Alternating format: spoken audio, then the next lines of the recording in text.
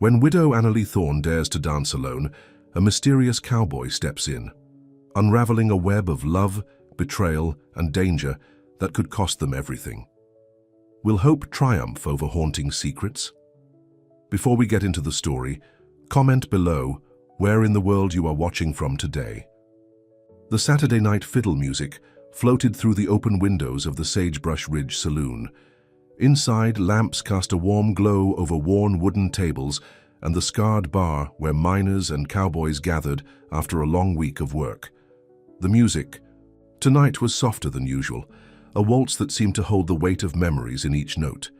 Annalie Thorne stood at the entrance, her hands clutching her simple blue dress. She hadn't been inside the saloon since before Robert died in that mine collapse 2 winters ago.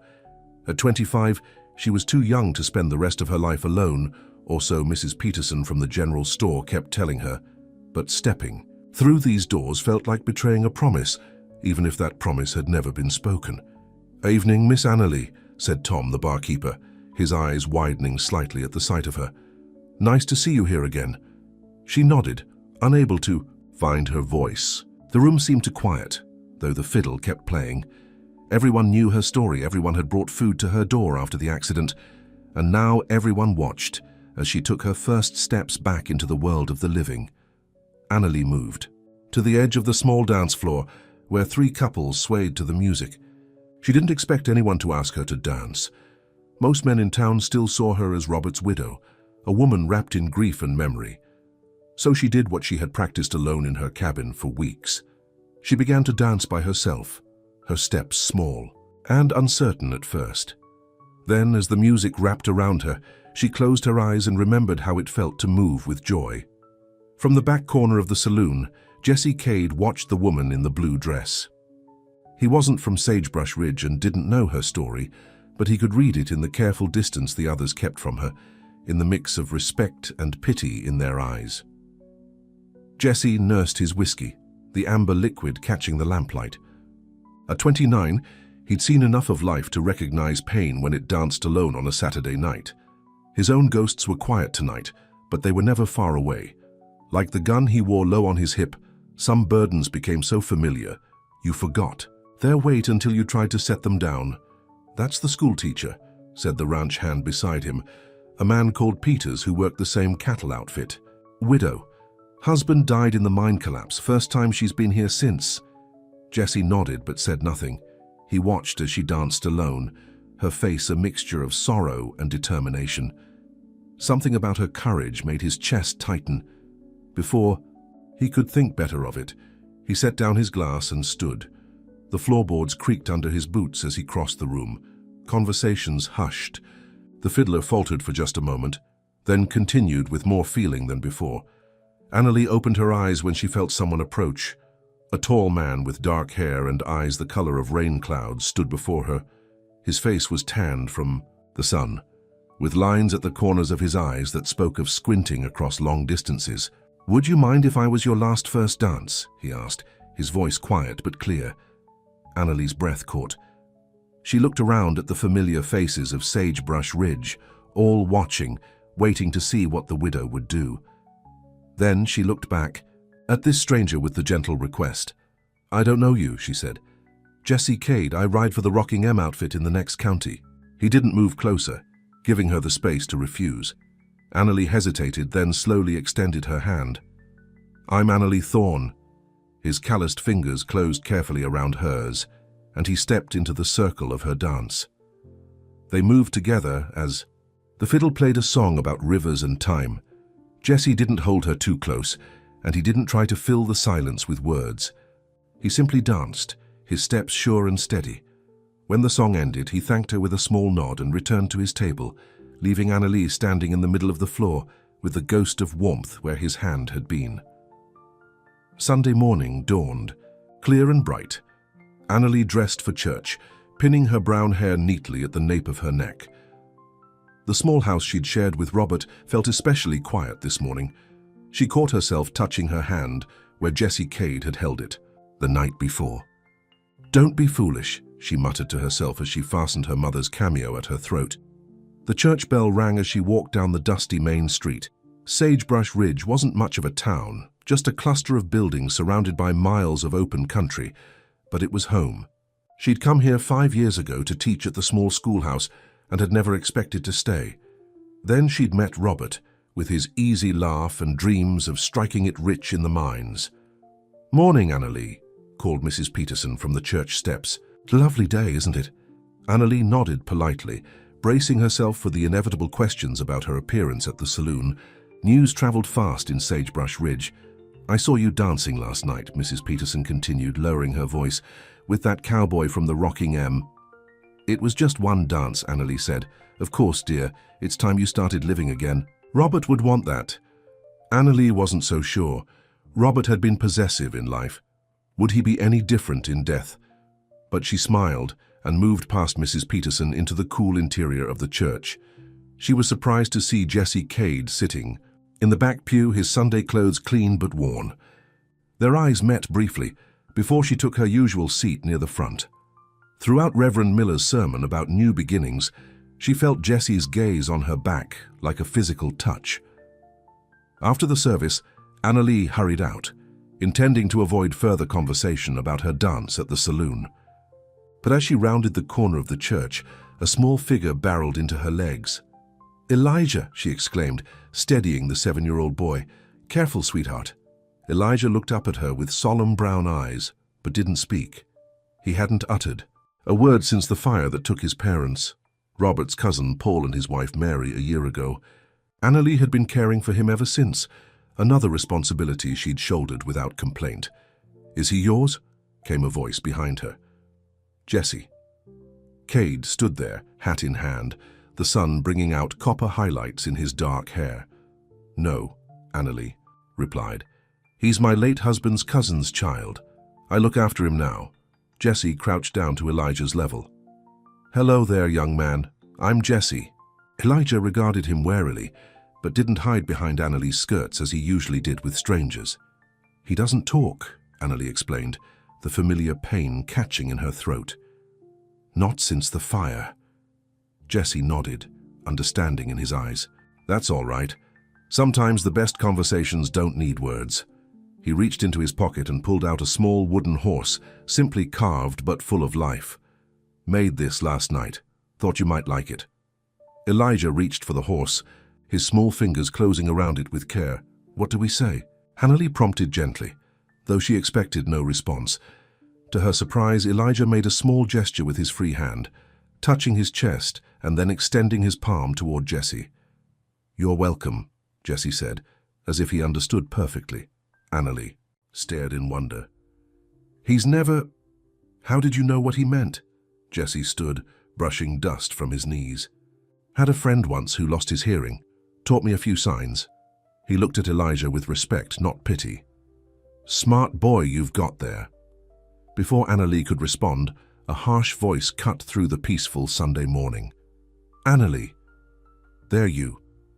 Tashi turned to see Frank Thompson striding toward them, his face set in its usual disapproving lines. Frank was Robert's older brother, a man whose grief had calcified into bitterness. He'd left town after the funeral, heading to his ranch, in the next territory, but returned every few months to check on her, though his concern always felt more like surveillance. "Frank," she acknowledged, "I didn't know you were back in town. Just arrived yesterday." His eyes flicked dismissively over Jesse before returning to her. "We need to talk about the property and about your future." Annalie's stomach tightened. Every time Frank visited, he pressed her to sell the small plot of land Robert had left her, and lately his hints about taking care of her had grown more pointed. "I have Sunday dinner to prepare," she said, taking Elijah's hand. "Perhaps tomorrow." Frank frowned but nodded. "Tomorrow, then. I'll come by in the morning." He tipped his hat and walked away, shoulders stiff with unspoken demands. "Friend of yours?" Jesse asked when Frank was out of earshot. "My late husband's brother," Annalie replied. "He has opinions about how I should live my life." Jesse's expression darkened slightly. Men with opinions about others' lives usually have the least control over their own. The insight surprised her. This cowboy with the quiet voice saw more than he let on. "Will you be staying in Sagebrush Ridge long?" she found herself asking. "Hadn't planned on it," Jesse said, "but plans change." Their eyes met again, and Annalie felt a flicker of something she hadn't experienced in years. Possibility. "Elijah and I have plenty of Sunday dinner," she said, the words coming before she could reconsider. "You'd be welcome to join us." Jesse hesitated, surprise and something else crossing his face. "I wouldn't want to impose. It's not an imposition if you're invited." Annalie surprised herself with her boldness. A slow smile spread across Jesse's face, transforming the weathered lines into something unexpectedly tender. "In that case, I'd be honored." Annalie's small house sat at the edge of town, with a view of the mountains to the west. It was simple but well kept, with curtains she had sewn herself and a small garden out back. As she prepared the chicken and potatoes for dinner, she questioned her impulse to invite Jesse Cade. She hardly knew him, yet something about his gentle manner with Elijah and the way he'd asked her to dance, giving her the choice, respecting her grief, had touched her. Elijah sat at the kitchen table, unusually animated as he moved his new wooden horse across the scrubbed surface. The boy had taken to Jesse immediately, which was rare. Elijah usually shrank from strangers, especially men. A knock at the door sent her heart racing. She smoothed her apron and hair before opening it. Jesse stood on her porch, hat in hand, a bunch of wildflowers awkwardly extended. "Picked these." "On the way," he said. Seemed like the proper thing to do. Annalie took the flowers, their simple beauty bringing a genuine smile to her face. "Thank you. Come in." Dinner was a quiet affair, but not uncomfortable. Jesse spoke little but ate with appreciation. He treated Elijah like a person, not a tragedy, asking him questions that required only a nod or shake of the head. By the time they finished Annalie's apple pie, Elijah was sitting beside Jesse, showing him how the wooden horse could stand on its own. "You're good with him," Annalie observed, as they sat on the porch after Elijah had gone to bed. The evening air was cool, stars beginning to appear in the darkening sky. Jesse shrugged. "Kids make sense to me. They don't pretend to be something they're not." "Unlike adults?" she asked. "Most adults are carrying something they don't want others to see." His eyes met hers. "Some burdens are too heavy to set down all at once." The words hit too close to home. Annalie looked away toward the darkened schoolhouse where she taught. "What brings you to Sagebrush Ridge, Mr. Cade?" "Just passing through, took a job with the Rocking M for the season." He paused. "And it's Jesse, if you don't mind." "Jesse," she repeated, testing the name. "Are you running from something or toward something?" The question seemed to surprise him. He considered it seriously before answering. "Maybe both." "Aren't we all?" Before she could respond, a sound from inside the house caught her attention. Elijah crying out in his sleep. She rose quickly. "Excuse me." In the small bedroom, Elijah thrashed against the sheets, caught in a nightmare. Annalie sat beside him, stroking his hair and humming softly until he settled. When she returned to the porch, Jesse was standing, ready to leave. "He has nightmares," she explained. "About the fire." Jesse nodded. "Understandable. Some memories burn themselves deep." There was knowledge in his voice that made Annalie wonder what memories haunted his sleep, but it wasn't her place to ask. Not yet. "Thank you for dinner," Jesse said, placing his hat on his head. "Best meal I've had in a long while." "Thank you for the dance," she replied, "and for being kind to Elijah." Something passed between them in that moment, an understanding perhaps, or the beginning of one. Two people who had lost, who carried their ghosts close, recognizing each other in the gathering dark. "Good night, Miss Annalie," Jesse said, stepping off the porch. "Good night, Jesse," she replied, watching as he walked away, his figure gradually blending with the shadows. She stayed on the porch long after he'd gone, looking at the stars and wondering what it would be like to dance again, not with memory, but with hope. Frank Thompson arrived at Annalie's door just after breakfast the next morning. His expensive clothes and polished boots seemed out of place in her simple kitchen. Elijah disappeared into his room at the first sound of Frank's voice. "The boy still not talking?" Frank asked, nodding toward the closed bedroom door. "He communicates in his own way," Annalie said, offering coffee, which Frank declined with a dismissive wave. "I've been thinking about your situation, Annalie," Frank began, pacing the small room. "This isn't right. You living out here alone with a mute child. Robert would have wanted better for you." Annalie set her jaw. "Robert wanted me to have this house and land. He made that clear in his will." Frank's expression hardened. "My brother had foolish ideas about independence, but you're still family, and I have a responsibility to look after you. I'm managing." "Fine on my own, are you? Teaching at that one-room schoolhouse, scraping by?" Frank stopped pacing and faced her directly. "I have a proposition. Sell this place to me. I'll add it to my holdings, and you'll come live at my ranch." "As what?" Annalie asked, though she already knew the answer. "As my wife, of course." Frank's voice softened in what he probably thought was a tender manner. "It makes sense, Annalie. You were meant to be a Thompson. This way, you still will be." Annalie felt cold despite the warm morning. "Frank, Don't answer now," he interrupted. "Think about it. I'm staying at the hotel for 2 weeks. That's plenty of time for you to see reason." His eyes narrowed slightly. "And to consider what's best for the boy. I could give him opportunities you never could." The threat was veiled, but clear. Frank had connections and money. If he decided to challenge her guardianship of Elijah, she wasn't sure she could win. After Frank left, Annalie leaned against the closed door, fighting tears of frustration. Frank had been making these offers since Robert died, each time more insistent than the last. She had no romantic feelings for him. In fact, his calculating nature had always made her uncomfortable. But he was relentless. She was still standing there when a soft knock came at the door. Opening it, she found Jesse Cade looking concerned.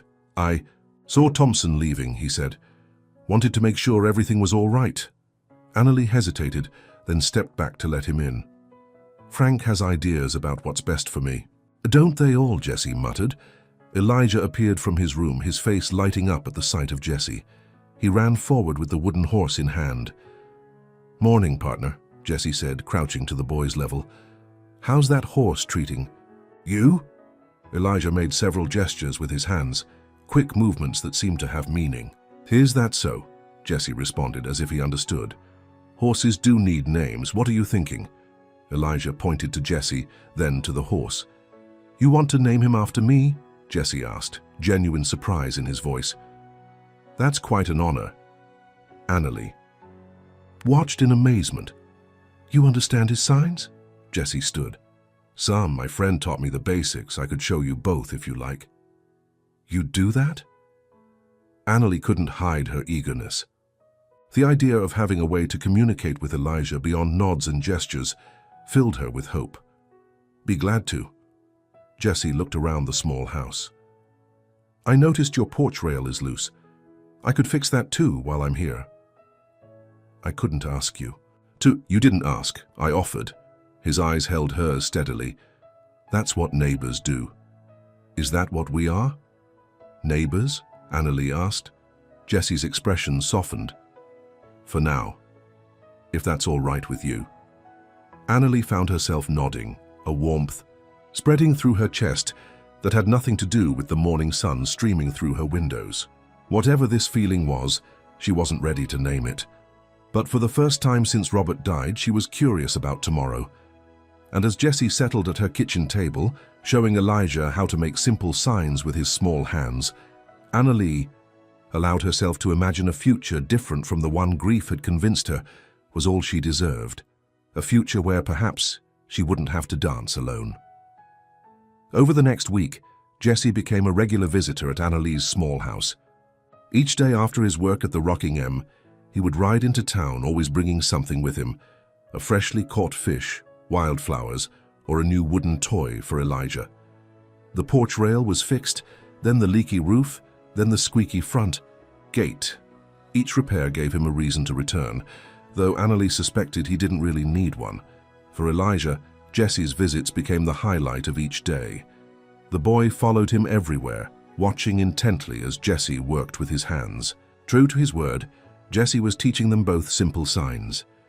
Elijah absorbed them eagerly, his small fingers forming words that had been trapped inside him for too long.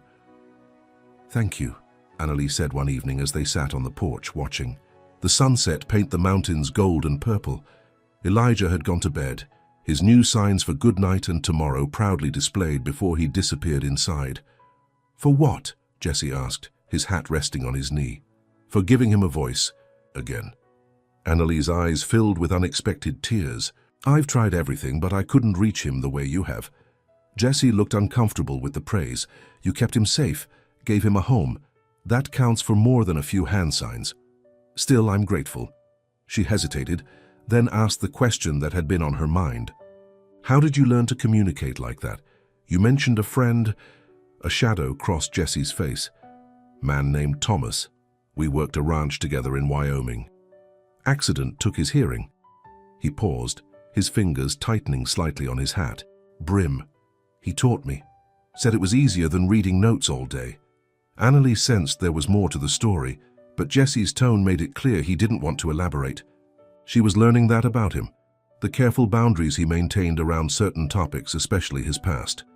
"People in town are talking," she said instead, changing the subject. Jessie raised an eyebrow. "About?" "Us. Your visits here."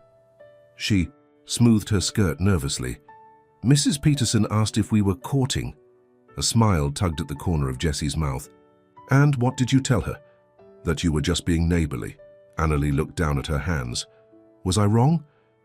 Jessie was quiet for a long moment. When he spoke, his voice was low and serious. "No, you weren't wrong. But not entirely right, either." Her heart quickened. "What do you mean?"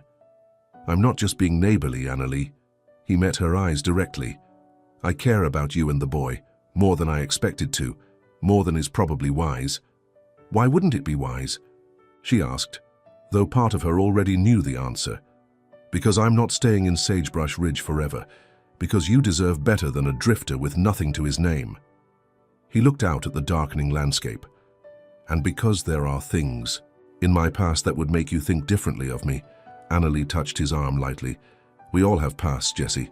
He shook his head. "Not like mine." Before she could press further, the sound of approaching hoofbeats drew their attention. Frank Thompson rode up to her gate, his expression darkening when he spotted Jessie on the porch. "Evening, Annalie," Frank called, dismounting. "Didn't realize. You had company." "Frank," she acknowledged, standing. "What brings you by so late?" "Wanted to see if you'd had time to consider my proposition." His eyes flicked dismissively to Jessie. "Private family business." Jessie stood, placing his hat on his head. "I should be heading back anyway." "No," Annalie said quickly, surprising herself with her firmness. "Whatever Frank has to say can be said in front of a friend." Frank's jaw tightened. "Very well. I've drawn up papers for the sale of this property. All you need to do is sign." "I haven't agreed to sell," Annalie reminded him. "It's the sensible thing to do." Frank's voice took on an edge of impatience. "This place is too much for a woman alone, and with my offer of marriage, you'd have security for yourself and the boy." Jessie stiffened beside her, but remained silent. "I'm not alone, Frank," Annalie said. "I have friends, I have my students, and I have Elijah." Frank snorted. "Friends? You mean this saddle tramp?" He gestured dismissively at Jessie. "Do you even know who you're letting hang around your home? Around the boy?" Jessie took a step forward, his face hardening. "That's enough, Thompson." "Is it?" Frank's smile was unpleasant. "I made some inquiries about you, Cade. Seems you left Wyoming in quite a hurry." "Something about a shooting." Annalie looked at Jessie, whose face had gone still as stone. "Jessie?" "It's not your concern, Thompson," Jessie said, his voice dangerously quiet. "It is when you're sniffing around my brother's widow." Frank turned to Annalie. "Ask him about Emma Lawson. Ask him why he can't go back to Wyoming." The name seemed to hit Jessie like a physical blow. His hands clenched at his sides, and for a moment, Annalie thought he might strike Frank. Instead, he turned to her, his eyes filled with a pain that took her breath away. "I should go," he said softly. "Jessie, wait," she began, but he was already stepping off the porch. "Think about my offer, Annalie," Frank called after him. "Better a man with a name than one running from his past." Jessie paused at the gate, his back to them. For a moment, Annalie thought he might return and confront Frank. Instead, he mounted his horse and rode away without looking back. Annalie didn't sleep that night. Frank's words and Jessie's reaction played over and over in her mind. Who was Emma Lawson? What had happened in Wyoming? The questions gnawed at her, along with the fear that Jessie wouldn't return. The next morning she walked Elijah to school as usual. The boy seemed subdued, his hands forming the sign for Jessie repeatedly, followed by a questioning look. "I don't know if he's coming today," Annalie admitted, her heart aching at the disappointment in Elijah's eyes. At the schoolhouse, she found it hard to focus on the day's lessons. Her thoughts kept drifting to Jessie and the pain she'd seen in his eyes. Whatever his past held, she realized it didn't change how she felt about him, and that realization both frightened and exhilarated her. When school ended, Annalie was surprised to see Jessie waiting outside, leaning against a hitching post. Her heart leapt at the sight of him, but his serious expression tempered her joy. "Can we talk?" he asked, his voice rough as if he too had spent a sleepless night. "Of course." She turned to one of the older students. "Mary, would you take Elijah to Mrs. Peterson's store? Tell her I'll be by shortly to pick him up." Once the children had gone, Jessie led her to a bench beneath an old cottonwood tree, behind the schoolhouse. They sat in silence for a moment, the spring breeze rustling the new leaves overhead. "What Frank said last night," Jessie finally began. "About Wyoming, about Emma. It's true, some of it." Annalie waited, giving him the space to continue. "I owned a small ranch in Wyoming. Nothing fancy, but it was mine." His eyes were fixed on some distant point. "Emma Lawson was my neighbor's daughter. We were to be married." The words sent a pang through Annalie's heart, though she had no right to feel jealous of a woman from Jessie's past. "What happened?" she asked softly. Jessie's hands tightened on his knees. "There was a dispute over water rights with another rancher, man named Whitley. Bad blood for years. One night Whitley and his men came to run me off my land." His voice grew strained. "I had a rifle. There was shooting. When it was over, Emma was dead," Annalie gasped. "How?" "She'd come to warn me about Whitley, got caught in the crossfire." Jessie's face was a mask of pain. "Never knew whose bullet hit her. Could have been mine." "Oh, Jessie," Annalie whispered, her hand covering her mouth. "Whitley had connections, judge, sheriff, all in his pocket. They were ready to hang me for murder." Jessie finally looked at her, his eyes haunted. "I ran, left everything behind, been drifting ever since." Annalie reached for his hand, covering it with her own. "It wasn't your fault. You were defending yourself. Doesn't matter. She's still dead." His voice broke slightly. "I loved her, Annalie, and she died because of me." The pain in his admission was raw and real. Annalie felt tears spring to her eyes, not just for his loss, but for the guilt he'd carried alone for so long. "Is that why you help Elijah?" she asked gently. "Because you couldn't save her?" Jessie looked surprised, then thoughtful. "Maybe. Never thought of it that way." He turned his hand to hold hers properly. "But what I feel for you and the boy, that's not about the past. That's about now." The simple declaration made Annalie's heart race. "What exactly do you feel, Jessie?" He looked at her directly, his storm-gray eyes clear and honest. "Something I didn't think I'd ever feel again.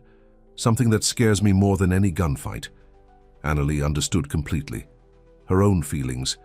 For Jessie had grown in ways that both thrilled and terrified her. After Robert's death, she'd believed that part of her life was over. Yet here she was, her hand in Jessie's, her heart opening like a flower after a long winter. "Frank will use this against you," she warned. "He'll tell everyone in town." "I know." Jessie's jaw tightened. "That's why I came to talk to you first. You deserve to hear it from me, not as gossip in the general store." Annalie squeezed his hand.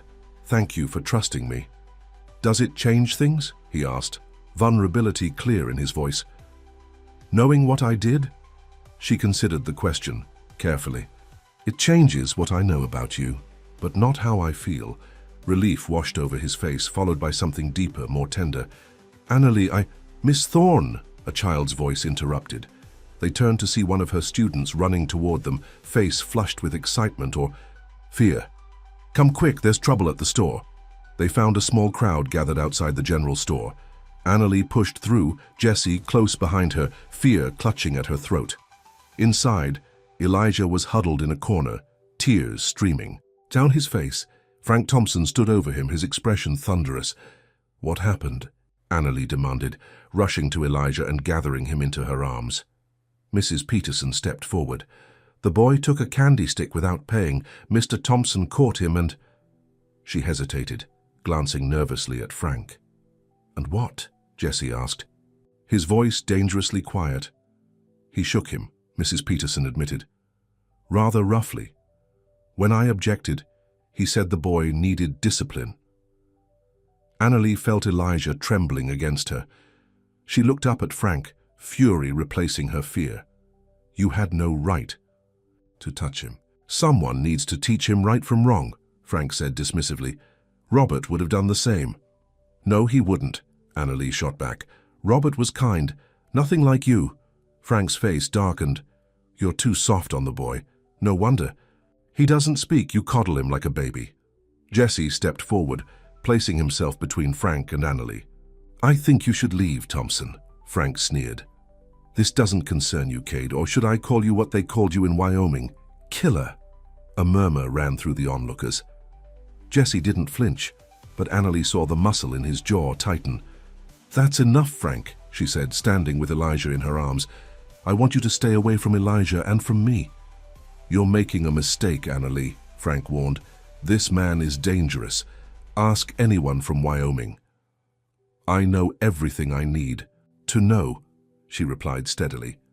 "Now please go." Frank looked from her to Jessie, his expression calculating. "This isn't over." He pushed past Jessie and strode out of the store, leaving a tense silence in his wake. Mrs. Peterson approached cautiously, holding out a candy stick. "Here, Elijah. It's all right. You can have this one." Elijah buried his face against Annalie's shoulder, refusing to look up. "Thank you, Mrs. Peterson," Annalie said, "but we should get him home." Outside, the crowd had dispersed, but curious eyes watched from windows and doorways as they made their way down the street. Jessie walked beside them, his presence both protective and reassuring. "People will talk," Annalie said quietly. "Let them," Jessie replied. "You did nothing wrong." "Neither did you," she said, meeting his eyes. "Not then and not now." When they reached her house, Elijah had cried himself to sleep against her shoulder. Jessie opened the door for her and followed her inside, hovering uncertainly as she laid the boy on his bed. "I should go," he said when she returned to the front room. "My being here won't help the gossip." "I don't care about gossip," Annalie surprised herself with the firmness in her voice. "Frank tried to hurt Elijah to get to me, to pressure me into selling and marrying him." Jessie's expression darkened. "He won't touch either of you again, I promise you that." The conviction in his voice should have frightened her, knowing what she now knew about his past. Instead, it made her feel safe for the first time since Robert died. "Will you stay for supper?" she asked. Jessie hesitated. "Annalie, you should think about this. About me. What Frank said was meant to frighten me away from you." She stepped closer to him. It didn't work. Their eyes held for a long moment. Then Jessie reached out, his calloused fingers gently tucking a strand of hair behind her ear. The simple touch sent warmth spreading through her. "I'll stay," he said softly. Word spread quickly through Sagebrush Ridge about the confrontation at the general store. By the next day, everyone had heard Frank Thompson's accusations about Jessie's past. Whispers followed Annalie as she walked to the schoolhouse, and several parents looked at her with concern when they dropped off their children. Reverend Miller visited her during the lunch hour, his kind face troubled. "Miss Annalie, there's been talk about Jessie Cade," she finished for him. "I know. Is it true? What they're saying about Wyoming?" Annalie chose her words carefully. "There was a tragedy.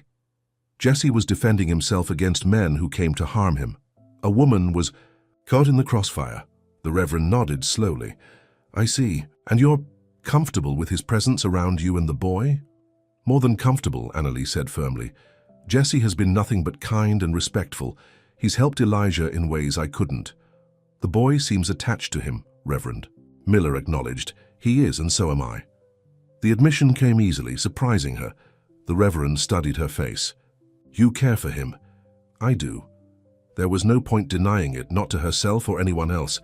Then I hope for your sake that your faith in him is justified. He patted her hand. Just be careful, my dear.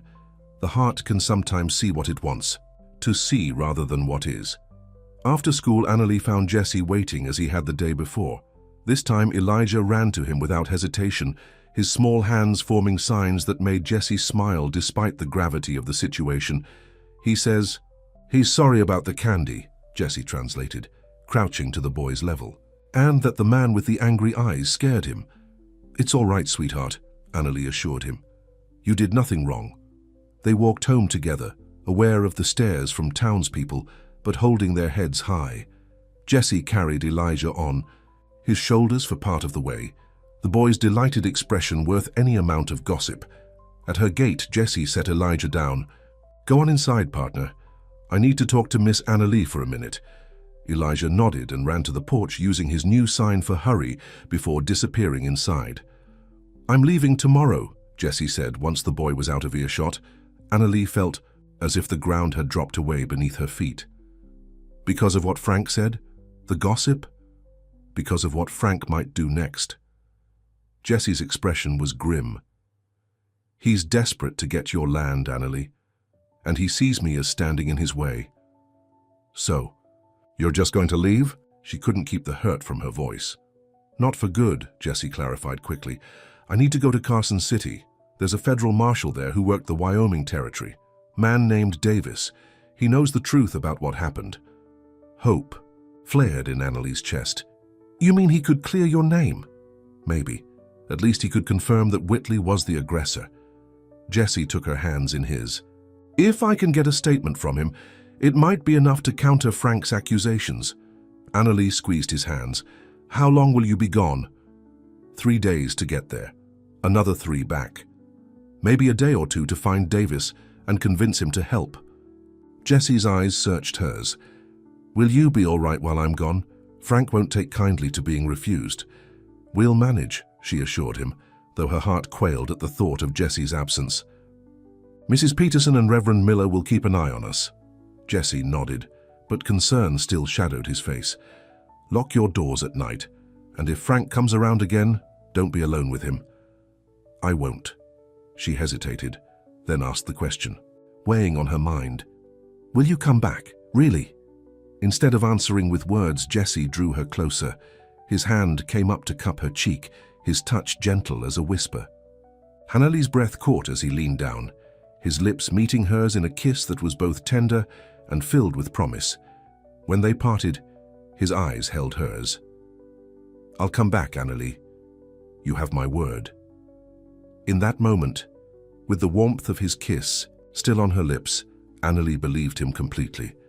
Whatever the past held, whatever the future might bring, this man had claimed a place in her heart that she thought had died with Robert. Jesse pressed his forehead to hers briefly, then stepped back. "I'll leave at first light. Better not tell Elijah until I'm gone. Make it easier on him." Annalie nodded, though she knew the boy would be devastated. "Be careful." "Always am." A small smile touched his lips. "Got more reason to be now." He turned to go, but Annalie caught his arm. "Jesse, when you come back, Chan, what then?" He looked at her, his gaze steady and sure. "Then I stop running. Then we see if what's between us is strong enough to build a life on." The simple declaration, spoken in his straightforward way, filled Annalie with both hope and fear. A life with Jesse would mean facing his past, dealing with Frank's enmity, and perhaps even leaving Sagebrush Ridge. It would mean opening her heart fully to the possibility of both great joy and great pain. As she watched him walk away, his tall figure silhouetted against the setting sun, Annalie realized she had already made her choice. She had danced her last first dance with Jesse Cade, and whatever came next, they would face it together. But first, he had to come back, and Frank Thompson had to be dealt with. And somewhere in Wyoming, the ghost of a woman named Emma Lawson still stood between them, a shadow that needed to be laid to rest before either of them could truly move forward. Annalie touched her lips. Where Jesse's had been, the memory of his kiss a promise to hold on to in the difficult days ahead. She turned and went inside to Elijah, preparing herself for the questions his small hands would form when Jesse didn't appear the next day. 3 days to Carson City. 3 days back. A week at most, Jesse had said. Annalie prayed it would be enough. Time for the truth to overcome Frank's lies. She prayed it wouldn't be too late. The morning after Jesse left, Annalie woke to the sound of Elijah's small feet padding across the wooden floor. He appeared in her doorway, his hands already forming the sign for Jesse, followed by a question. He had to go away for a little while, Annalie explained gently, sitting up in bed. He'll be back soon. Elijah's face fell. His fingers moved quickly. Promise. Yes, he promised. She held out her arms, and the boy climbed onto the bed beside her. Just a week. We can be brave until then, can't we? Elijah nodded against her shoulder, but his disappointment was palpable. In the short time Jesse had been in their lives, he had become essential to both of them, a fact that frightened Annalie almost as much as it comforted her. The school day passed slowly. Annalie found it hard to focus on the lessons, her mind constantly drifting to Jesse. Was he safe on the trail? Would he find Marshall Davis? And most worrying, would he really come back? She believed his promise. She trusted the look in his eyes when he'd kissed her. But she also knew how quickly life could change, how easily happiness could slip away. Robert had promised to come home from the mine that day too. After school, Mrs. Peterson stopped by with a basket of baked goods and thinly veiled curiosity. Heard your Mr. Cade left town this morning, she said, settling at the kitchen table while Elijah played outside. Rather sudden, wasn't it? He's not my Mr. Cade, Annalie corrected, though the words felt hollow even to her own ears. And he had business in Carson City, Mrs. Peterson nodded knowingly. Business involving those rumors Frank Thompson's been spreading, I imagine. Annalie hesitated, then decided honesty was the best approach. Jesse went to find someone who knows the truth about what happened in Wyoming. He's not running away. He's trying to clear his name. Well, that's something at least. Mrs. Peterson patted Annalie's hand. For what it's worth, I never believed Frank's version. That man wouldn't know the truth if it danced a jig on his boot toes. Annalie smiled gratefully. Thank you for saying that. Frank's been talking all over town, Mrs. Peterson continued, lowering her voice, though there was no one to overhear. Says he's concerned for your safety. Even spoke to Sheriff Miller about it yesterday. Alarm flashed through Annalie. What did the sheriff say? Said, unless there was evidence Cade had broken any laws here, there was nothing to be done. Mrs. Peterson sniffed. Frank didn't like that answer one bit. I'm sure he didn't, Annalie murmured, relieved but still uneasy. Frank wasn't a man who gave up easily. Just be careful, dear, Mrs. Peterson advised, rising to leave. Frank Thompson has money and influence, and he's always been used to getting what he wants. After Mrs. Peterson left, Annalie sat on the porch steps watching Elijah play with his wooden horse in the yard. The spring afternoon was peaceful, birds singing in the cottonwood trees, a gentle breeze carrying the scent of wildflowers. Yet, beneath the tranquility, she felt a growing sense of dread, as if a storm were gathering just beyond the horizon. Jesse Cade rode hard that first day, pushing his horse as far as he dared. The road to Carson City was rough in places, cutting through mountain passes still touched with late spring snow. He made camp as the sun was setting, building a small fire and settling with his back against a boulder. As he sipped coffee from a tin cup, Jesse's thoughts turned to Annalie and Elijah. The boy's silent trust and Annalie's quiet strength had awakened something in him he'd thought long dead. For 3 years he'd drifted from place to place, never staying long enough to form attachments, never allowing himself to care too deeply about anyone or anything. Emma's death had left a wound that never properly healed, not just grief, but crushing guilt. He'd believed he didn't deserve happiness, didn't deserve love. Then Annalie had danced alone in that saloon, and something had pulled him to her side. Now, staring into the flames of his campfire, Jesse knew he couldn't run anymore. If there was even a chance for a life with Annalie and Elijah, he had to face his past, Marshall Davis might not remember him, might not be willing to help, but Jesse had to try. He reached into his saddlebag and pulled out a small leather pouch. From it, he extracted a tarnished silver locket, Emma's locket, the only thing he'd taken when he fled Wyoming. Inside was a tiny portrait of her, smiling, her blonde hair gleaming in painted sunlight. "I'm sorry," he whispered to the image. "I couldn't save you, but maybe I can stop running now." He closed the locket and returned it to the pouch. Tomorrow would bring him closer to Carson City, closer to whatever future awaited him, whether redemption or continued exile. The second day without Jesse was harder than the first. Elijah was quiet and withdrawn at breakfast, pushing his food around his plate rather than eating it. When Annalie tried to engage him with the signs Jesse had taught them, the boy simply stared at his hands as if they'd betrayed him. "He'll be back, sweetheart," Annalie assured him, smoothing his hair. "Jesse keeps his promises." At school, Annalie noticed several parents watching her with concerned expressions. Frank's rumors were having their effect. Even Reverend Miller seemed distant when he greeted her outside the schoolhouse. The day dragged on, each hour seeming longer than the last. When the final bell rang and the children ran for the door, Annalie felt relief wash over her. She gathered her books and papers, looking forward to the quiet of her home. As she locked the schoolhouse door, a shadow fell across the steps. Looking up, she found Frank Thompson waiting, his expression unreadable. "Afternoon, Annalie," he said, touching the brim of his hat. "Thought I might walk you home." Annalie stiffened. "That's not necessary, Frank. I insist." His voice was pleasant, but his eyes were hard.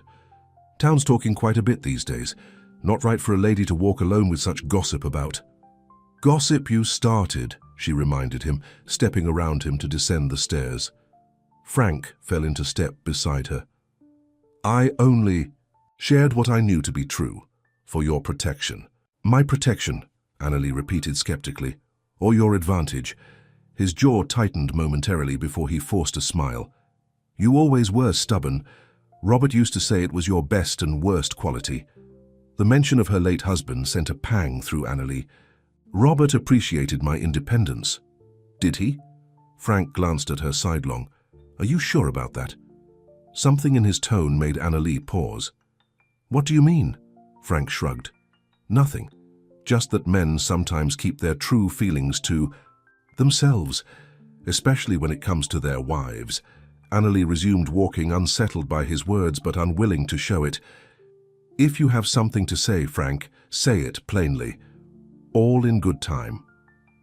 They had reached her gate and Frank stopped, looking past her to where Elijah waited on the porch with Mrs. Peterson. "Boy, still not talking." "He communicates in his own way," Annalie said, protective instinct flaring. Frank nodded thoughtfully. "Shame what happened to his parents. Fire's a terrible way to go." Yes, it was a tragedy. Annalie moved to open her gate, but Frank's hand on her arm stopped her. "Strange how many tragedies seem to happen around you, Annalie." His voice was soft, almost sympathetic.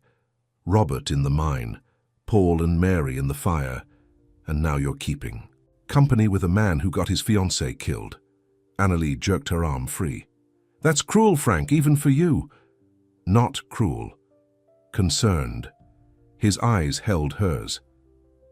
"You have 1 week to consider my offer. After that, things might get difficult." "Is that a threat? A prediction?" Frank tipped his hat. "Good day, Annalie. Give my regards to the boy." She watched him walk away, her heart pounding with a mixture of anger and fear. When she turned toward her house, she saw Elijah watching from the porch, his small face solemn. How much had he understood of that exchange? More than she would like, probably. The boy missed little despite his silence. "Thank you for watching him," Annalie said to Mrs. Peterson, who looked anxiously from her to Frank's retreating figure. "Of course, dear. Everything all right?" "Fine." Annalie managed a smile that didn't reach her eyes. Just Frank being Frank. After Mrs. Peterson left, Annalie and Elijah had a quiet dinner. The boy ate little, his eyes frequently drifting to the empty chair where Jesse had sat so many evenings. When it was time for bed, Elijah brought out the book Jesse had been reading to him, Adventures of a Boy Who Could Talk to Animals, and looked at Annalie expectantly. "You want me to read where Jessie left off?" she asked. Elijah nodded, climbing onto her lap with the book.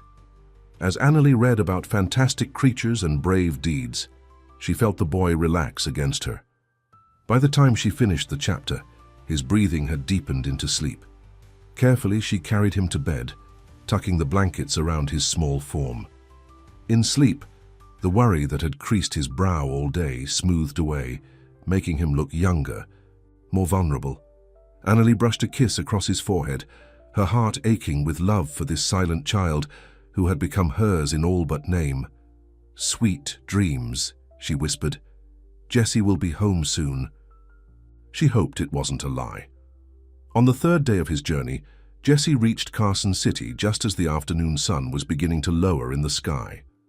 The territorial capital was larger and busier than Sagebrush Ridge, with proper streets and brick buildings lining the main thoroughfare. After stabling his horse at a livery, Jessie made inquiries about Marshall Davis, Federal Building down at the end of C Street, the livery owner told him. "If he's in town, that's where you'll find him."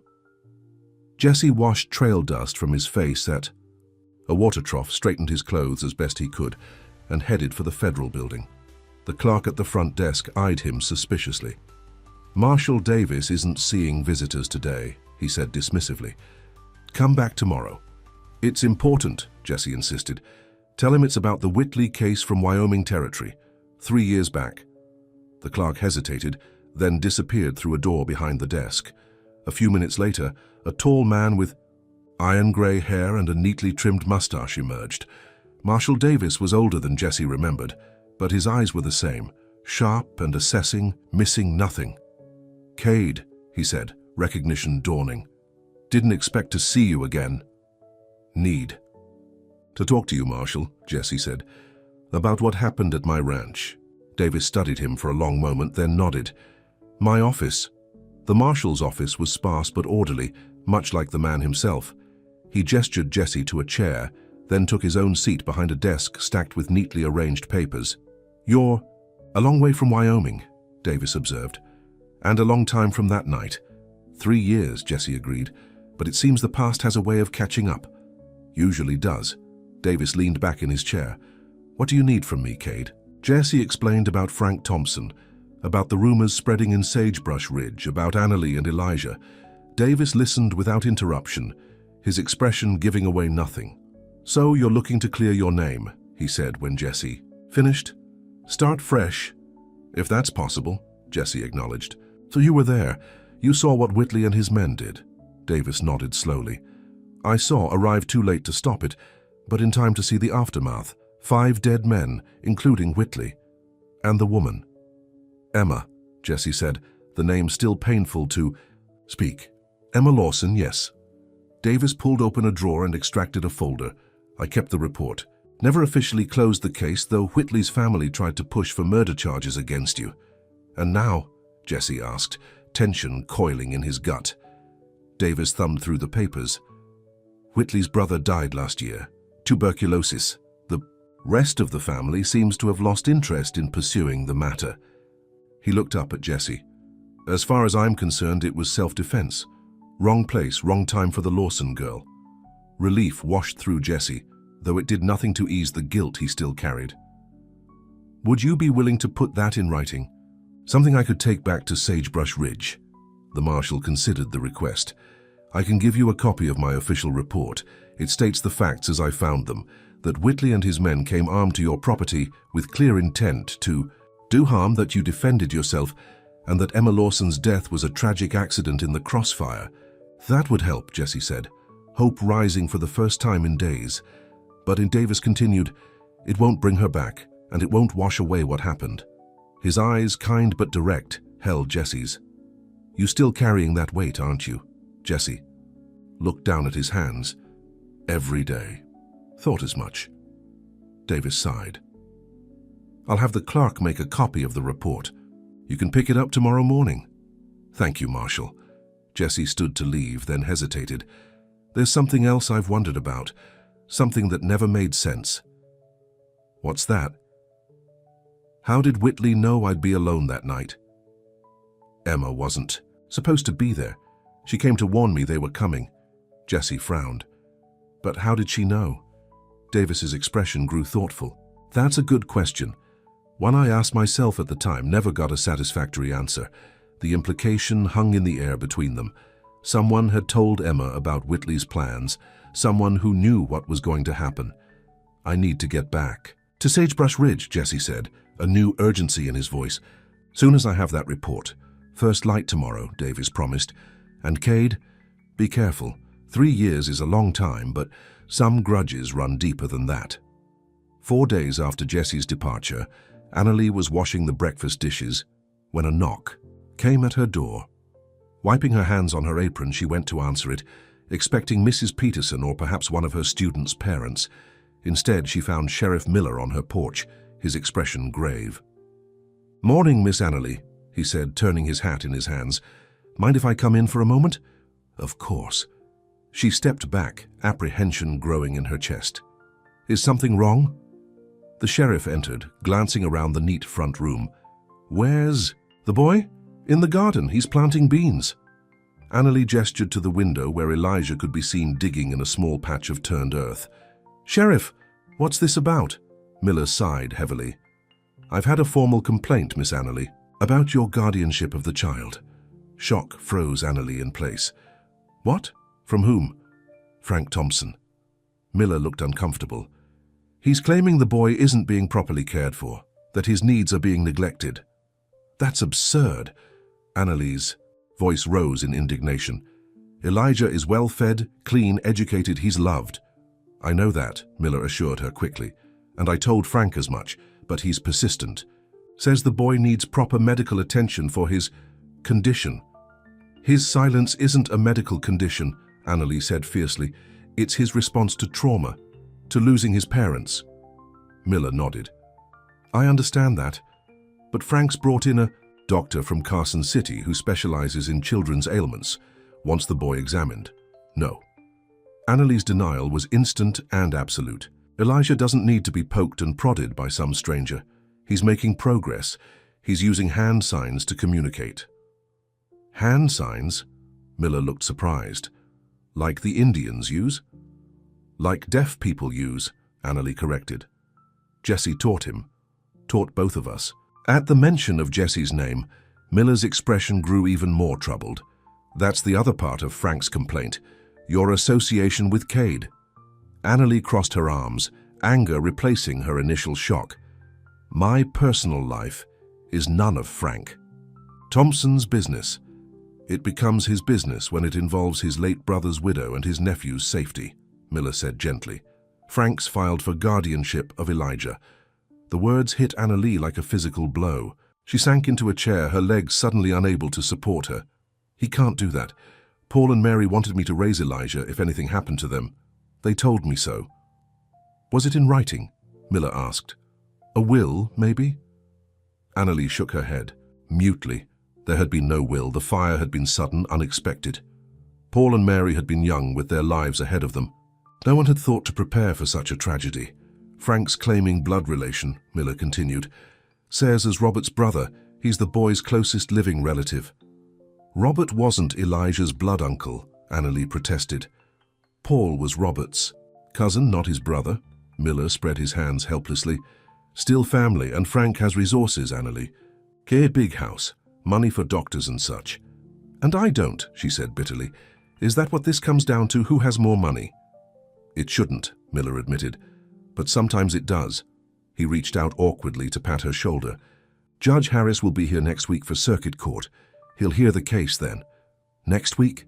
Annalie's heart raced. "That's too soon. I need more time." "I'm sorry, Annalie. That's when he'll be in town." Miller moved toward the door. "For what?" "It's worth I think you're a fine guardian for that boy. I'll testify to that effect if asked."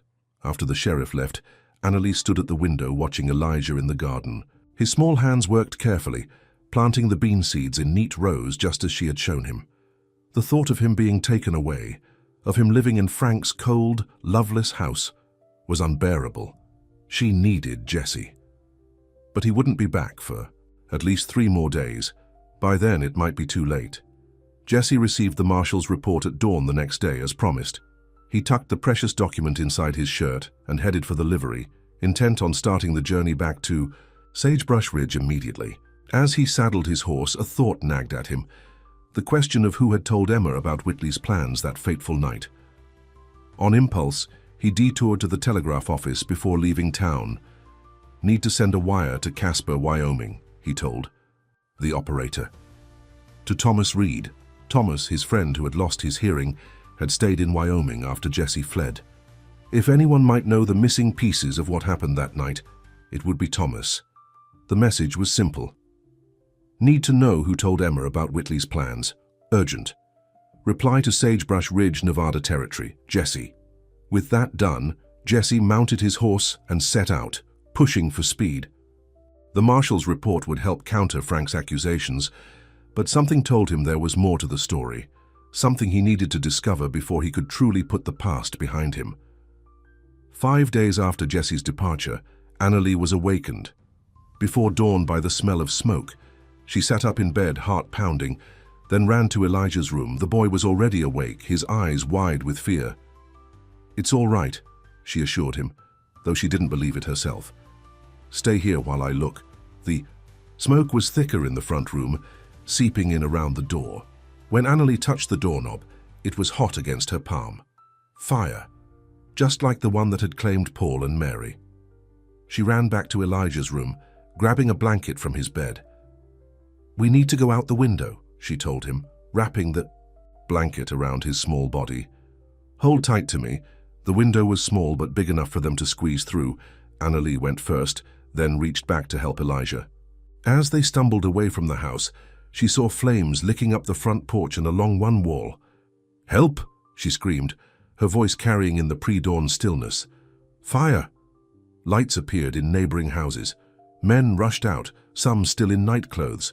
A bucket brigade formed quickly, passing water from the town pump to the burning house. But the fire had too much of a head start. Despite their efforts, Annalie watched as her home, Robert's home, burned. "Miss Annalie!" Mrs. Peterson hurried. Toward them, a shawl clutched around her nightgown. "Thank God you're both safe. What happened?" "I don't know," Annalie said, holding Elijah close. "We were asleep. The smoke woke me." Sheriff Miller approached, his face grim. "This wasn't an accident," he said quietly.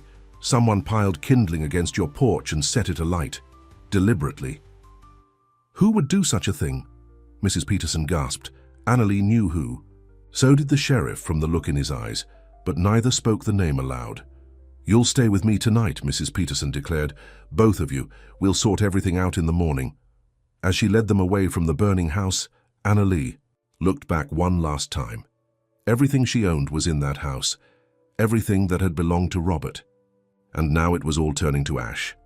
Elijah tugged at her nightgown, his small face streaked with soot.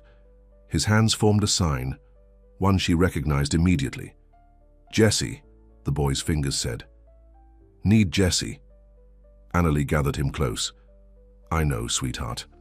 I need him too." The next morning, Frank Thompson appeared at Mrs. Peterson's door, his face a mask of concern.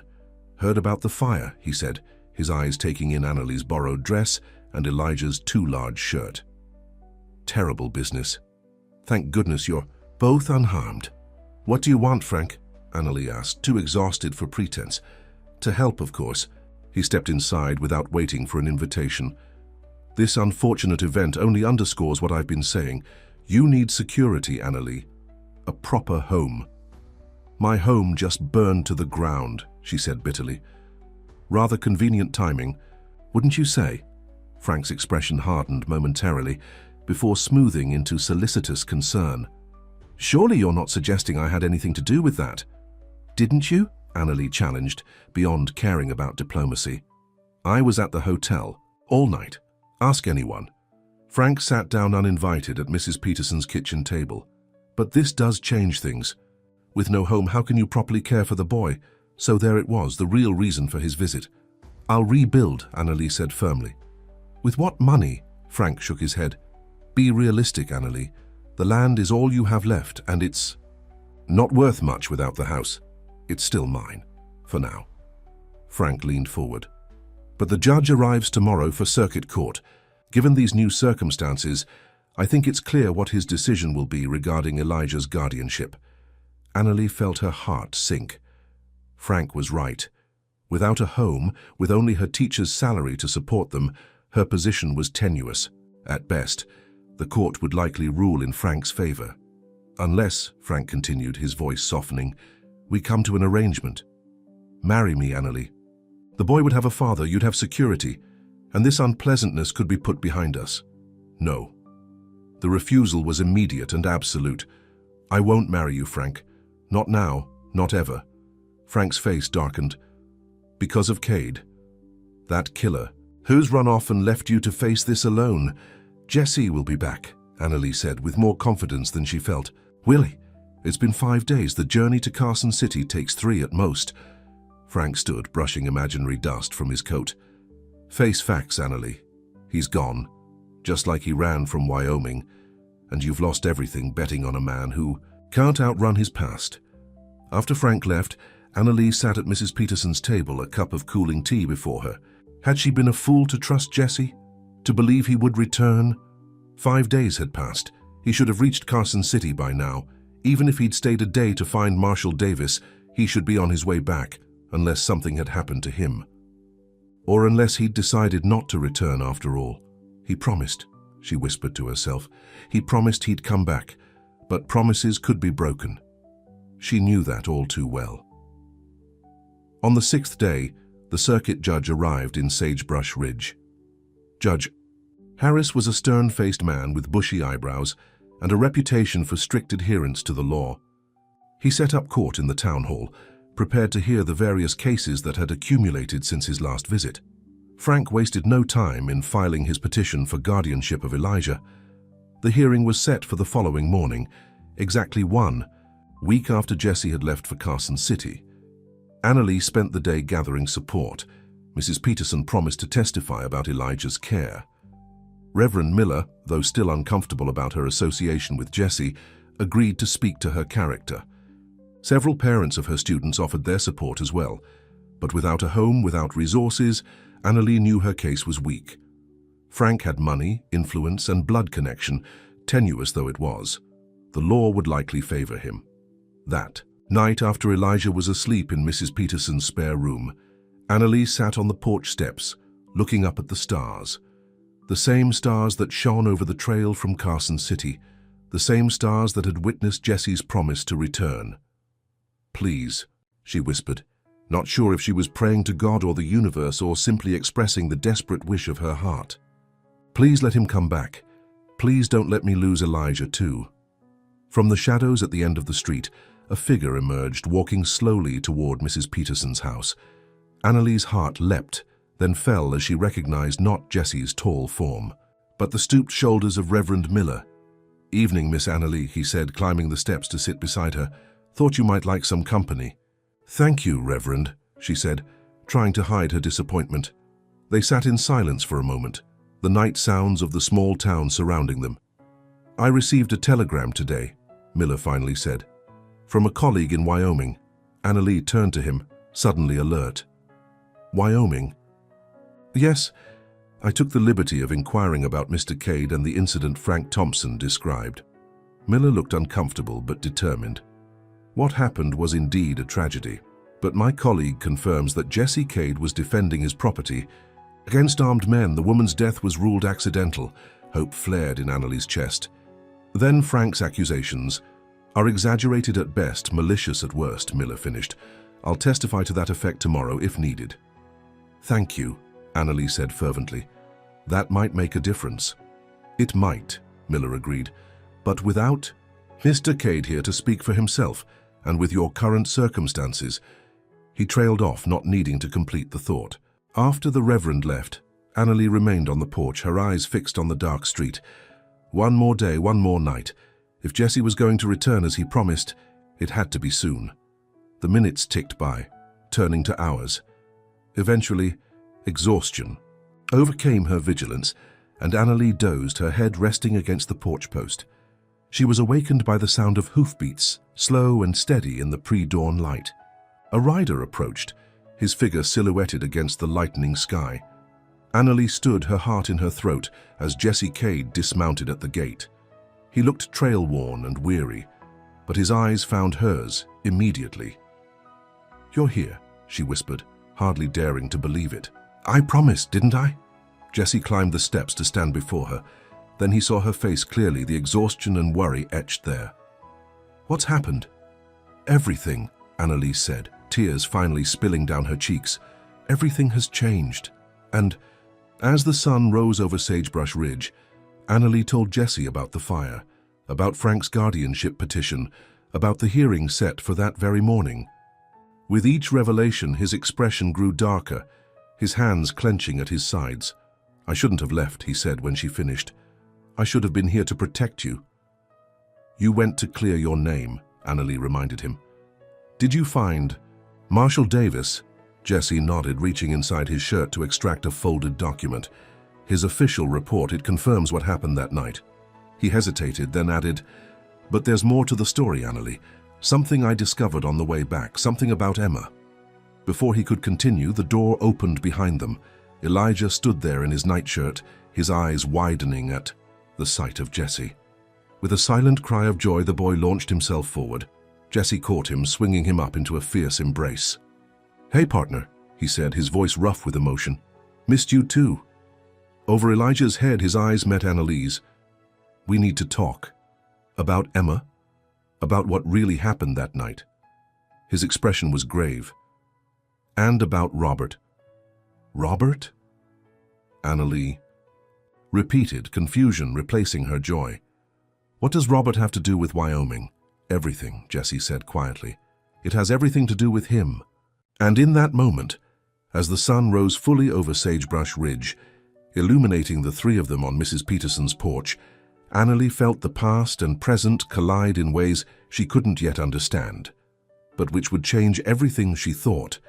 She knew about the man she had mourned and the man she had come to love.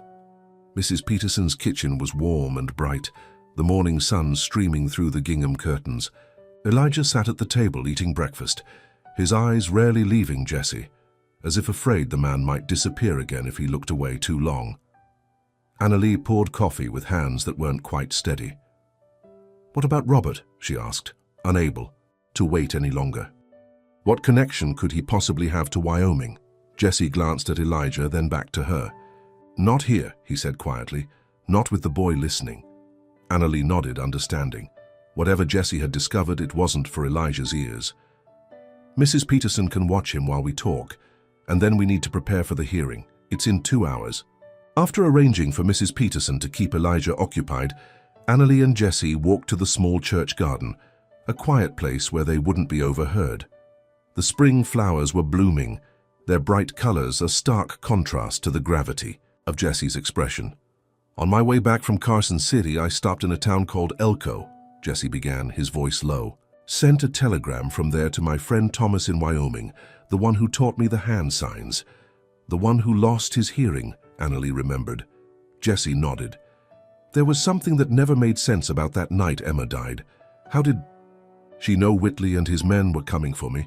Someone had to have told her." He paused, his eyes meeting Annalie's. "Thomas wired back this morning just before I reached town. Said Emma found out from a man passing through, a man who'd overheard Whitley's plans in a saloon. And this man was Robert," Annalie guessed, her stomach tightening with dread. Not directly, but he was connected. Jesse took a deep breath. "The man who told Emma was named Jim Taylor. He worked for Robert." Annalie shook her head in confusion. "That's impossible. Robert never went to Wyoming. He lived here his whole life except for a few business trips to Carson City." "That's what he told you," Jesse said gently. "But Thomas confirmed it. Robert Thompson was well known in Casper. He owned interests in several mines there, just like he did here." "I don't understand." Annalie's mind raced. "What does this have to do with what happened to Emma?" Jesse's expression grew more troubled. "Thomas said Taylor wasn't just passing through. He'd been in town for weeks asking questions about water rights, about my ranch, about Whitley." He paused. "And about Emma." A cold feeling settled in Annalie's chest. "Are you saying Robert was involved in what happened that night?" "I think he knew what Whitley was planning," Jesse said quietly.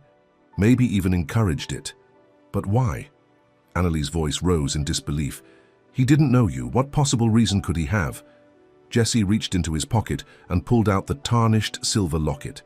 He opened it, revealing the small portrait inside. "Emma Lawson," he said, holding it out to Annalie.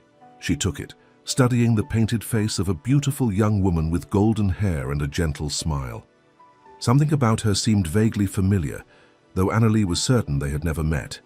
"Look at the inscription," Jesse said. Annalie turned the locket over. Engraved on the back were the words, "To Emma, my heart. Always RT." "RT," she whispered. "Robert Thompson." "Emma never told me who gave her the locket," Jesse said. "Said it was from before she knew me. A chapter of her life that was closed." "You think Robert and Emma—" Annalie couldn't finish the thought. "Were involved?" "Yes." Jesse took the locket back, closing it carefully. "Thomas confirmed it. Robert had been in Wyoming 2 years before I ever met Emma. They had some kind of relationship. When he left, she was heartbroken." Annalie tried to reconcile this information with what she knew of her late husband. Robert had been kind, attentive, devoted, or so she had thought. The idea that he had loved another woman, that he might have been involved in her death, was almost impossible to believe. "There's more," Jesse said, his voice gentle but firm. "When I was leaving Elko, I ran into a man who used to work the mines here. Fellow named Jenkins. He recognized me from the saloon, the night we danced." "What did he have to do with anything?" Annalie asked, struggling to follow these connections to her husband. "He asked about you, about how you were doing after the fire." Jesse's eyes held hers steadily. "He seemed surprised when I didn't know what he meant. Said there'd been another fire, years ago. The one that killed Paul and Mary." Annalie's breath caught. "What about it?" "He said it was strange, 2 brothers dying in accidents like that. First Paul in the fire, then Robert in the mine." Jesse paused. "Except Paul and Robert weren't brothers? They were cousins." "Yes, I told you that," Annalie said, confusion clear in her voice. "But Jenkins thought they were brothers, said the whole town did." Jesse's expression was grave, because that's what Robert told everyone, that Paul was his brother, not his cousin. The implications of this deception began to dawn on Annalie. If they were brothers, then Robert would have had a stronger claim to guardianship of Elijah if anything happened to Paul and Mary. "Exactly." Jesse took her hands in his. "And now Frank is using that same claim, saying he's Elijah's closest living relative through Robert." Annalie felt as if the ground was shifting beneath her feet. "Are you suggesting Robert wanted something to happen to Paul and Mary? That's unthinkable." "I don't know what to think," Jesse admitted, "but there are too many connections, too many coincidences. Robert had ties to Wyoming. He knew Emma. He lied about his relationship to Paul. And the fires," Annalie whispered. "Paul and Mary's house, and now mine." Jesse nodded grimly. "Frank's been pushing you to sell the land to marry him, just like Robert pushed me off my ranch in Wyoming. Different methods, same pattern." Annalie pulled her hands away, standing abruptly. This was too much, too fast. The man she had mourned, had loved, suddenly transformed into someone unrecognizable. "I need proof," she said. "Not just suspicions and connections." "I know," Jesse agreed, "and we'll find it. But right now we have a more immediate problem. The guardianship hearing is in less than 2 hours, and Frank holds all the cards." Annalie took a deep breath, forcing her personal turmoil aside. Elijah was what mattered now. "Then we'd better prepare. What exactly did Marshal Davis say in his report?" The town hall was crowded when Annalie and Jesse arrived for the hearing. It seemed everyone in Sagebrush Ridge had come to witness the proceedings. Frank Thompson sat at the front, dressed in his finest suit, a confident smile playing at his lips. It faltered slightly when he saw Jesse beside Annalie. "Didn't expect to see you back, Cade," he said, his voice carrying in the hushed room. "I keep my promises," Jesse replied evenly. Judge Harris called the room to order, his gavel striking sharply against the wooden desk that served as his bench. He was a no-nonsense man in his 60s, with piercing eyes that seemed to look right through the people before him. "This is a hearing regarding the guardianship of Elijah Barrett, minor child, currently in the care of Miss Annalie Thorne," He announced, "Mr. Frank Thompson has petitioned for guardianship on the grounds of blood relation and Miss Thorne's allegedly unsuitable circumstances." He peered over his spectacles. "Where is the child in question?" "With Mrs. Peterson, Your Honor," Annalie said. "We felt the proceedings might upset him." The judge nodded approvingly. "Wise decision. Very well, Mr. Thompson, you may present your case." Frank rose, straightening his vest. "Thank you, Your Honor. The facts are simple. My late brother Robert was married to Miss Thorne. Robert's brother Paul was the boy's father." "Cousin," Annalie corrected automatically. "Paul was Robert's cousin, not his brother." Frank waved a dismissive hand. "A distinction without difference. The point is, I am the boy's closest living relative through my brother. I have a large home, financial resources, and can provide the best care for Elijah, including proper medical attention for his condition." "His silence isn't a medical condition," Annalie objected. "Miss Thorne, you'll have your turn," Judge Harris admonished. "Continue, Mr. Thompson." Frank smiled sympathetically at Annalie, though his eyes remained cold. "I understand Miss Thorne has grown attached to the boy, but recent events have made it clear she cannot provide a stable home. Her house has burned down, she has limited income from teaching, and most concerningly, she has associated herself with a man of questionable character, a fugitive from Wyoming involved in the death of an innocent woman." Jessie stiffened beside Annalie, but remained silent as the judge had instructed. "These circumstances are not conducive to a child's well-being," Frank concluded. "For Elijah's sake, I ask the court to grant me guardianship." Judge Harris made notes, then looked up. "Miss Thorne, your response?" Annalie stood, her heart pounding, but her voice steady. "Your Honor, I have cared for Elijah since his parents died. He knows me, trusts me. Moving him to a strange home with a man he barely knows would only traumatize him further. But you have no home to offer him now," the judge pointed out. "The house can be rebuilt," Annalie said. "And in the meantime, Mrs. Peterson has generously offered us rooms in her home. As for his silence," she continued, "Elijah has begun communicating through hand signs. Mr. Cade has been teaching us both." Frank snorted. "Hand-waving isn't proper speech." "It's a recognized language, Your Honor," Jessie spoke up, "used by deaf people across the country." The judge looked interested. "And the boy has taken to this method of communication?" "Yes," Annalie said eagerly. "He's learning quickly. He can express basic needs, feelings, even ask questions." The judge made another note. "And what of Mr. Thompson's concerns about your association with Mr. Cade here? The allegations from Wyoming are serious." "I have Marshal Davis's official report," Jessie said, stepping forward with the document. "It confirms I acted in self-defense when Whitley and his men came to my ranch. Emma Lawson's death was ruled an accident." The judge read through the report carefully, his bushy eyebrows rising occasionally. When he finished, he looked at Frank. "These facts seem to contradict your characterization, Mr. Thompson." Frank's confident smile slipped. "Reports can be influenced, Your Honor. The fact remains that a woman died, and Cade fled rather than face justice." "The report states all charges were dropped," the judge countered. "There was no justice to flee from." A murmur ran through the crowded room. Frank's face darkened as he realized his primary argument was crumbling. "There's another matter, Your Honor," Annalie said, seizing the moment. "Something we've only recently discovered about the relationship between Robert Thompson and Paul Barrett." "Objection," Frank stood abruptly. "My brother's memory has no bearing on this case." "I believe it does," Annalie insisted. "Robert misrepresented his relationship to Paul, claiming they were brothers when they were actually cousins. This deception calls into question the very basis of Mr. Thompson's claim of close blood relation to Elijah." The judge looked intrigued. "Can you substantiate this claim?" "Several longtime residents of Sagebrush Ridge can testify that Robert and Paul were cousins, not brothers," Annalie said, "including Reverend Miller, who performed Paul and Mary's wedding ceremony." The Reverend stood from his seat in the audience, nodding confirmation. Judge Harris frowned at Frank. "Mr. Thompson, were you aware of this discrepancy?" Frank's composure slipped further. "It's a simple misunderstanding. In our family, we considered Paul a brother. Yet you've based your legal claim on a blood relationship that may be more distant than represented, the judge observed. Before Frank could respond, the door at the back of the hall burst open. Sheriff Miller entered, leading a thin, nervous-looking man Annalee didn't recognize. Begging the court's pardon, the sheriff said, approaching the judge. But this matter couldn't wait. This is Jim Taylor.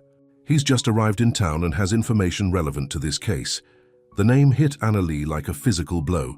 Jim Taylor, the man Jesse had mentioned, who worked for Robert in Wyoming, who had told Emma about Whitley's plans.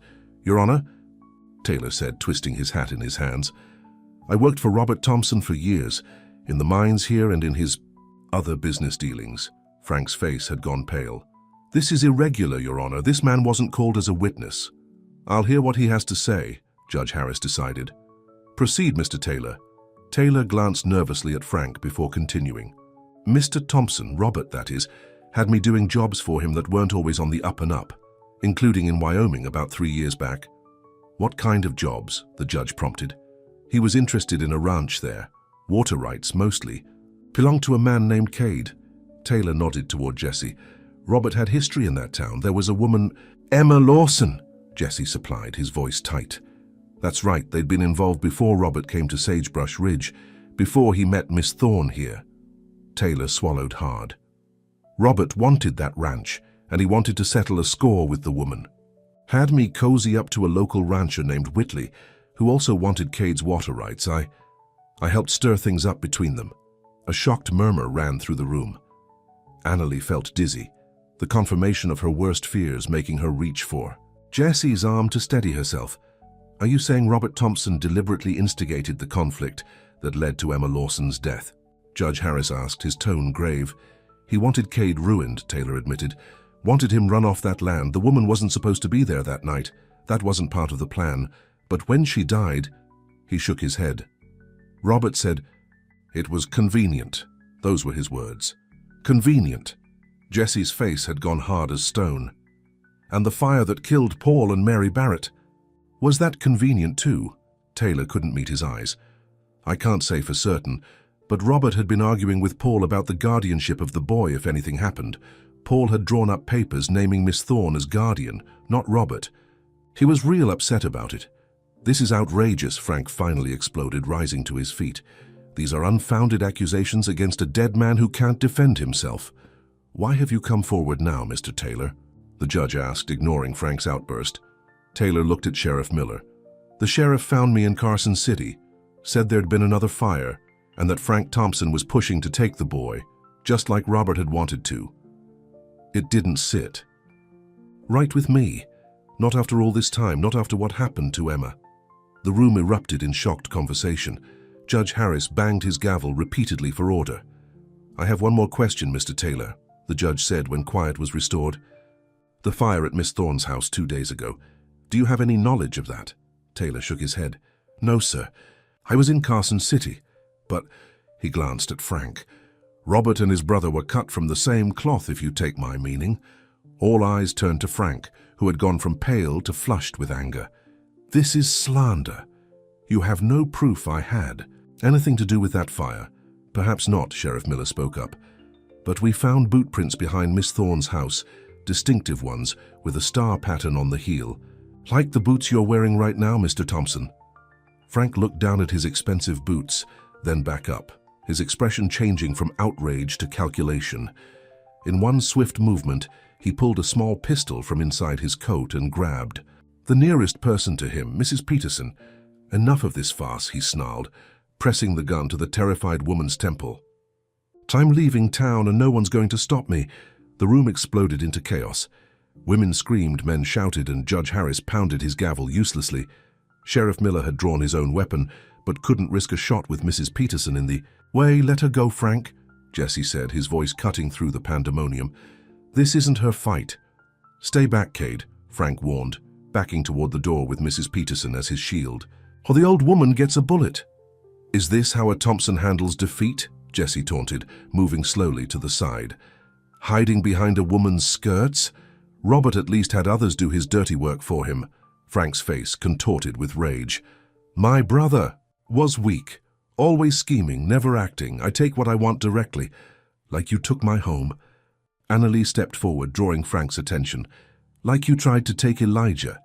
The boy should have been ours, Frank spat. Robert's and mine. Paul had no right to keep him from us. So you did set the fire, Annalie said, her suspicion confirmed. You killed Paul and Mary to get to Elijah. Frank's eyes darted between Annalie and Jessie, who was still moving gradually to the side. It doesn't matter now. None of it matters. I'm leaving, and you'll never prove anything. You've just confessed in front of the entire town, Sheriff. Miller pointed out, his gun still trained on Frank. Frank's eyes showed the first flicker of realization that he had talked too much. His grip on Mrs. Peterson tightened. Then I have nothing to lose, do I? It happened in an instant. Frank shifted the gun from Mrs. Peterson toward Annalie. Jessie lunged forward, his body blocking Annalie's just as the shot rang out.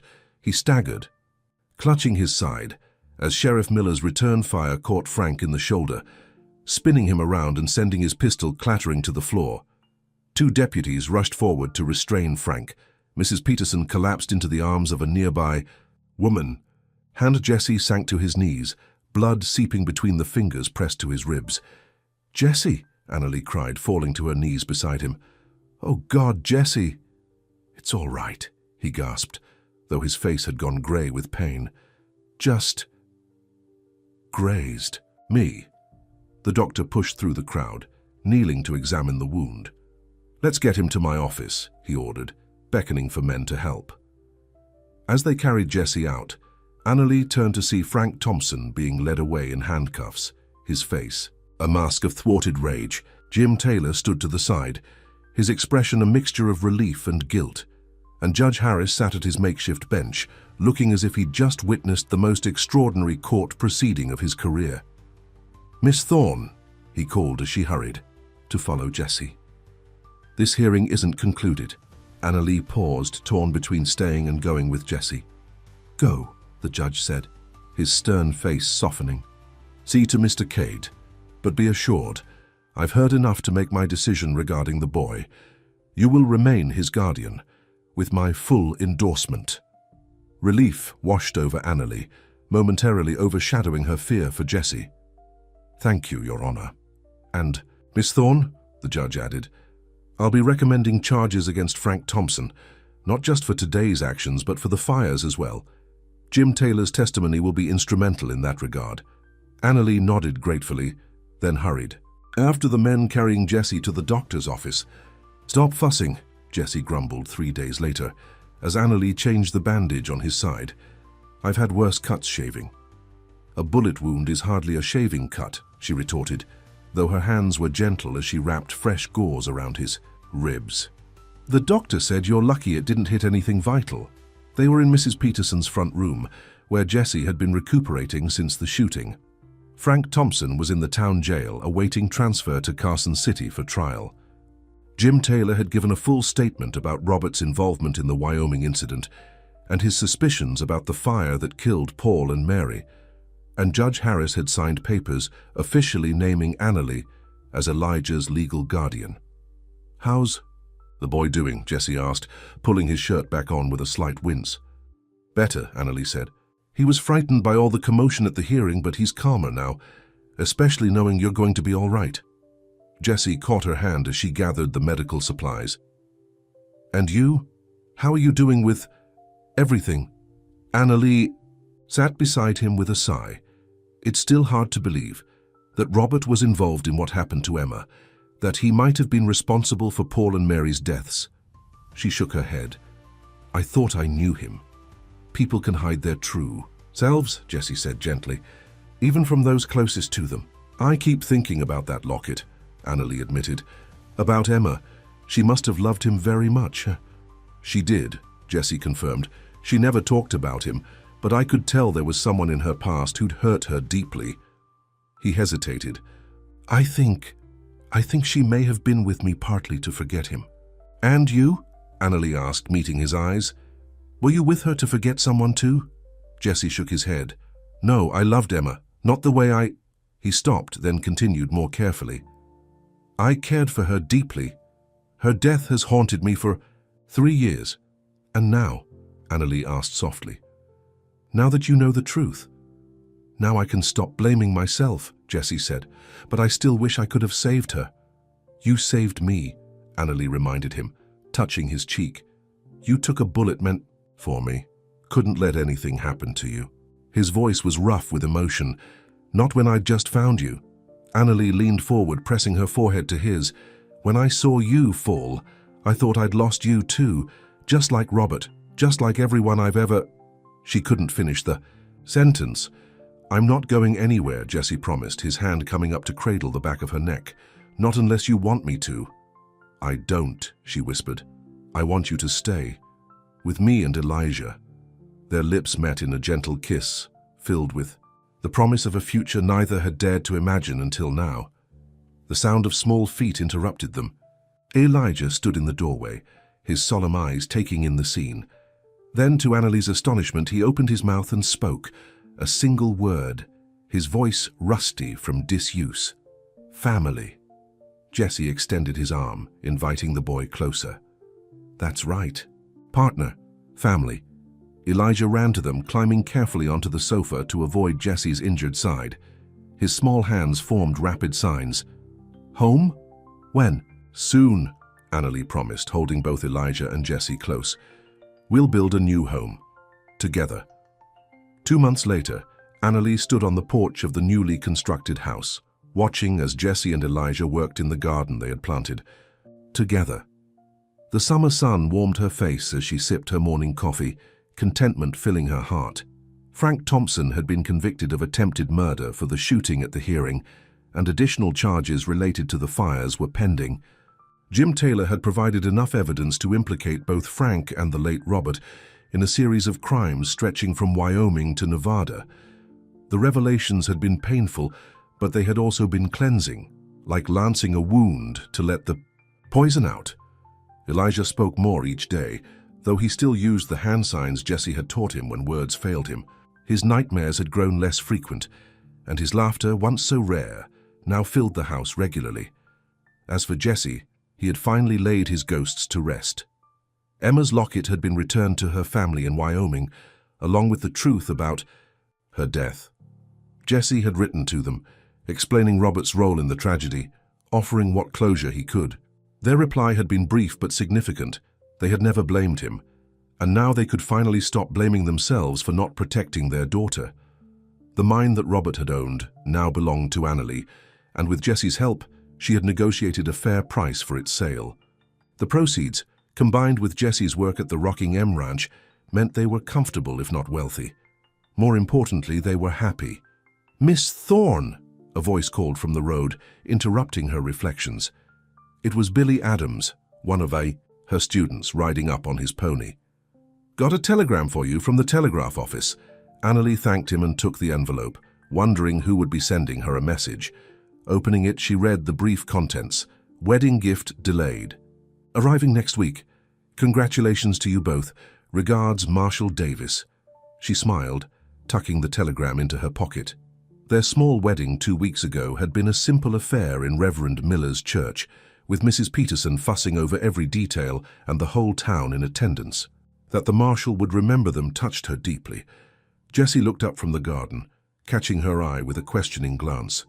She waved the telegram, signaling she would tell him about it later.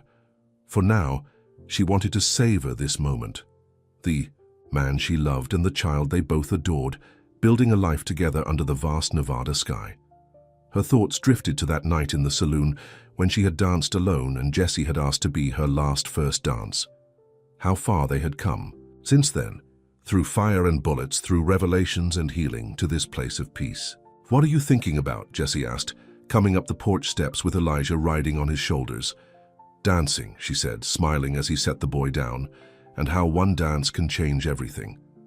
Jessie pulled her close, mindful of Elijah, watching them with bright, curious eyes. "Best thing I ever did, asking you to dance that night."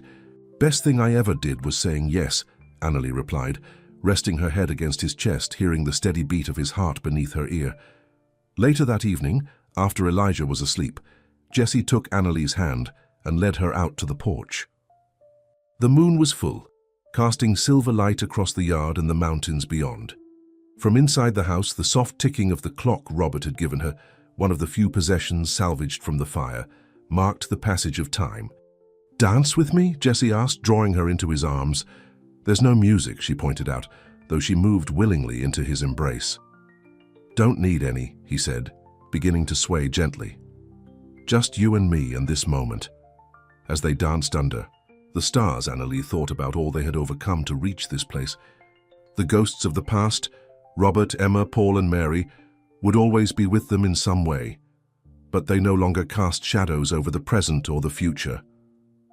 "I love you," she whispered against Jessie's shoulder, saying the words aloud for the first time. His arms tightened around her. "I love you too, Annalie. Have since that first dance." "You asked to be my last first dance," she remembered. "And you were." "And all the dances after," he promised, his lips finding hers in the moonlight. Inside the house, Elijah slept peacefully, secure in the knowledge that he was loved. Outside, Annalie and Jessie danced, their shadows merging into one as they moved. Together, not just for this night, but for all the nights to come. Their last first dance had been just the beginning.